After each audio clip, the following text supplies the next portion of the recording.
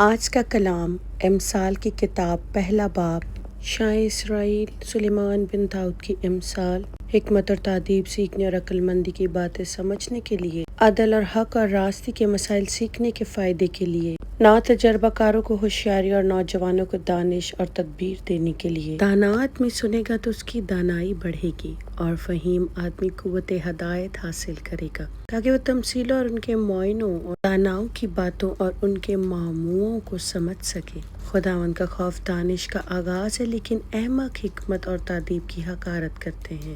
اے میرے بیٹے، اپنے باپ کی تادیب کو سن اور اپنی ماں کی تعلیم کو ترک نہ کر، کیونکہ وہ تیرے سر کے لیے زینت کا صحرا اور تیری گردن کے لیے توق ہوں گی۔ اے میرے بیٹے، اگر خطا کار تجھے پھسلائے تو رضامند نہ ہو۔ اگر وہ کہیں کہ ہمارے ساتھ چل، ہم خون کرنے کے لیے گھات میں بیٹھیں اور پاک آدمیوں کے لیے ناحق پھندہ لگائیں، ہم عالم اسفل کی طرح انہیں زندہ ہی نگل جائیں، سراپا ان کی طرح جو غار میں اترتے ہیں۔ ہمیں نفیس مال ملے گا، ہم لوٹ سے اپنے گھروں کو بھریں گے، تو اپنا کرہ ہمارے ساتھ ڈال، ہم سب کی ایک ہی تھیلی ہوگی۔ تو اے میرے بیٹے، ان کے ساتھ نہ چل اور اپنے قدم کو ان کے رستے سے روکے رکھ، کیونکہ ان کے پاؤں بدی کی طرف دوڑتے ہیں اور خون بہانے کے لیے جلدی کرتے ہیں۔ یقیناً پردہ دار جانوروں کی آنکھوں کے سامنے جال بچھانا بے فائدہ ہے۔ وہ اپنے ہی خون کے لیے زمین میں بیٹھتے ہیں اور اپنی ہی جان کے لیے پھندہ لگاتے ہیں۔ لوٹ کے ہر ایک لالچی کا انجام یہی ہے، ناجائز نفع اٹھانے والے کی جان کو لے لیتا ہے۔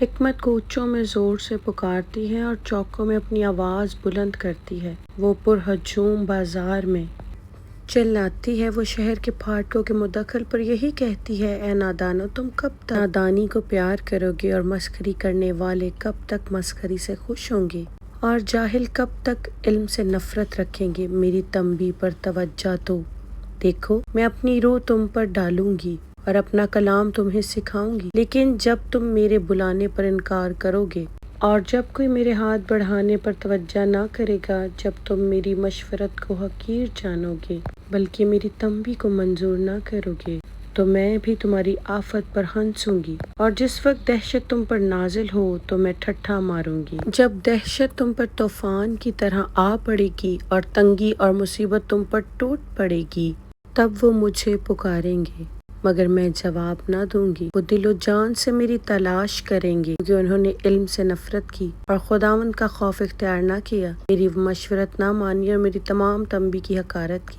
سو وہ اپنی ہی روش کا پھل کھائیں گے اور اپنے منصوبوں سے سیر ہوں گے، کیونکہ برگشتگی نادانوں کی ہلاکت اور بے پروائی احمقوں کی تباہی کا باعث ہوگی، لیکن جو میری سنتا ہے وہ آرام میں سکونت کرے گا، وہ بدی کے خوف سے مطمئن رہے گا۔ آمین۔